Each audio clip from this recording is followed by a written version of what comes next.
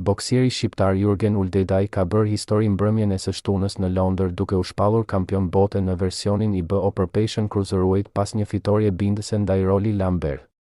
Pas përfundimit të ndeshjes, boksieri nuk i kurseu emocionet dhe bëri një deklaratë që theksonte rëndësinë e këtij suksesi për të gjithë shqiptarët. Sot është dita që ka më ndëruar gjithë jetën time. Pas shumë viteve sakrifice, mundi dhe besimi në Zot, u shpalla kampion i botës në Passion Cruiser. Ky titull nuk është vetëm i imi, është për gjithë shqiptarët kudo që janë. Për ata që besuan tek unë, për ata që më mbështetën dhe për çdo djalë apo vajzë që ka një ëndër. Asgjë nuk është e pamundur nëse nuk dorëzohesh.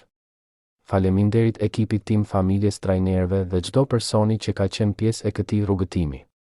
Sot shkruam histori për Shqipërinë, tha Uldedaj. Fitoria e Uldedajt shënon një moment historik për boksin shqiptar duke e bërë të parin që arrin një titull botëror në Passion Cruiser.